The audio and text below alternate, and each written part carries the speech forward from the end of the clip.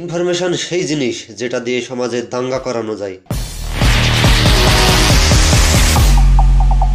Information সেই জিনিস যেটা দিয়ে মানুষের মাইন্ডসেট চেঞ্জ করা যায়। রং ইনফরমেশন যদি সমাজে বিষের মতো কাজ করে, তো সেখানেই একটা সঠিক ইনফরমেশন সমাজে মধুর মতো কাজ করে।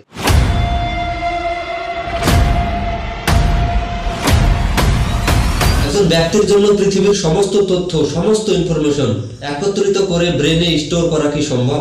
কখনো কি কেউ পেরেছে? না, পারেনি। তো তাহলে আমরা কেন সকালবেলা ঘুম থেকে উঠেই নিজের মোবাইল নিয়ে ইনফরমেশন জোগাড় করতে শুরু করে দিই? যদি সেই ইনফরমেশন আমাদের কাছে না থাকে, তাহলে কি আমরা আনস্মার্ট হয়ে যাব, নাকি আমরা সময়ের সাথে পিছিয়ে যাব? একই সাথে আমাদেরকে স্পিরিচুয়াল হতে হবে, ট্রাভেলও করতে হবে, আবার জ্ঞানের ভান্ডারও হতে হবে, আবার তার সাথে টাকা ইনকামের টিপসও দেখতে হবে। আমাদের যুব সমাজ মনে করে এই সব কিছুই মোবাইল ভিডিও দেখেই করে ফেলবে। দেখুন, যদি স্পিরিচুয়াল হতে হয় তাহলে মনের শান্তি চাই, যেটা মোবাইল ভিডিও দেখে কখনোই সম্ভব নয়। আর টাকা ইনকামের জন্য মেহনত করতে হয়, এই সব মোবাইলে টিপস দেখে ইনকাম করা যাবে না। এরা শুধু গেমিং টিপস দিয়ে থাকে, যেগুলি অনলাইন গ্যাম্বলিং হয়ে থাকে। এতে আপনার টাকা ইনকাম হওয়ার জায়গায় উল্টে ডুবে যাবে। এসব ভিডিও দেখে আপনার মনে হয় আপনার জ্ঞান প্রাপ্তি হচ্ছে। জ্ঞান প্রাপ্তির নেশায় পুরো ভিডিওটি দেখে ফেলছেন, চাহে সে ভিডিওটি 2 ঘন্টার হোক না কেন। কথা বলি শুনুন, যত অনলাইন ভিডিও মেকার আছে, যত ইনফ্লুয়েন্সার আছে, তারা চায় মানুষ তাদের ভিডিওর সাথে চিপকে থাকুক। তারা অনেক টিপস খাটিয়ে, অনেক মেহনত করে ভিডিও এঙ্গেজিং করে তোলে, ভিডিও আরো ইন্টারেস্টিং করে তোলে, যাতে মানুষ তাদের ভিডিওর সাথে চিপকে থাকে। এসব কিন্তু আমি হাওয়ায় হাওয়ায় বলছি না। ইন্ডিয়াতে 88% মানুষ ইনফরমেশন ওভারলোডের কারণে স্ট্রেস ফিল করে। মানে কি, কোথায় থেকে পাচ্ছে এইসব ইনফরমেশন? আজ থেকে যদি কিছু বছর পিছনে যান, যখন স্মার্টফোন আসেনি, তখন কিন্তু এরকম ইনফরমেশন ওভারলোড হতো না। তাহলে মোবাইল কিন্তু ইনফরমেশন ওভারলোডের মেন কারণ। অনেক সময় দেখা যায় একের পর এক ভিডিও দেখেই যান, কোনো কারণ ছাড়াই ভিডিও দেখেই যান। কখনো কি নিজেকে প্রশ্ন করেছেন কেন দেখছেন? কখনো কি নিজেকে প্রশ্ন করেছেন যে এরা সত্যি বলছে নাকি মিথ্যে বলছে, নাকি আমাদের থটও তাদের দ্বারাই কন্ট্রোল হচ্ছে? আমাদের মধ্যে বেশিরভাগ মানুষই ভাবে যে কোনো বড় ব্যক্তি কিংবা তার ফেভারিট ইনফ্লুয়েন্সার বলছে মানে সত্যি বলছে। কখনো ফ্যাক্টও চেক করে না, সেটার সত্যতাও বিচার করে না।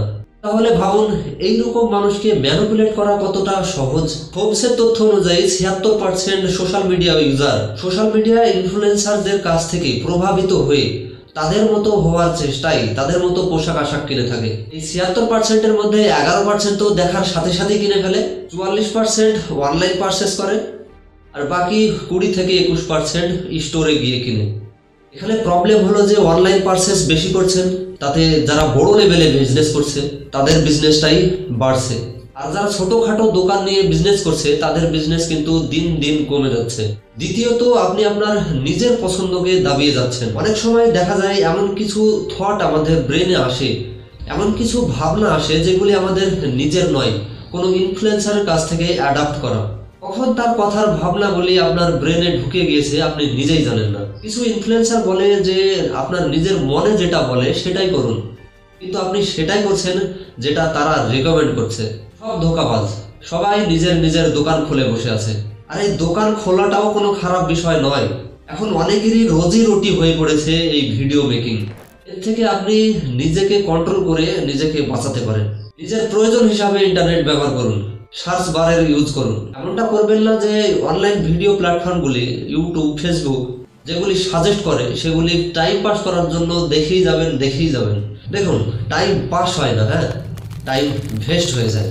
এখন ইন্টারনেটের সময় আমরা আমাদেরকে কখনো বোরিং ফিল করতেই দিই না।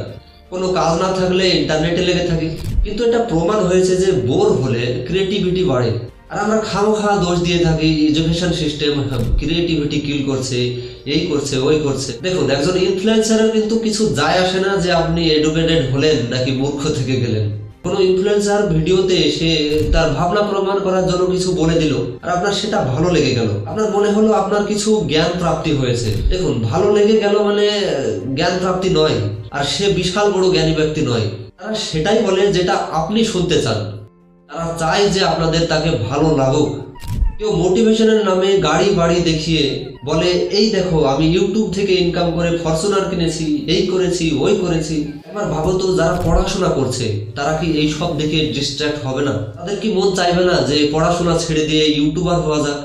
আর সেই ইনফ্লুয়েন্সারদের থেকে ইনফ্লুয়েন্স হয়ে ইউটিউবে এসে যখন 2-1 বছর কাজ করার পরেও কিছু হবে না, তখন কোথায় যাবে তার সেলফ কনফিডেন্স? আমার মতে কোনো ইনফ্লুয়েন্সারের কথায় এসে পড়াশোনা ড্রপ করবেন না।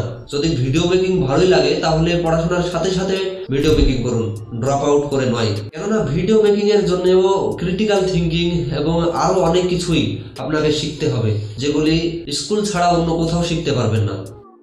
Thank you.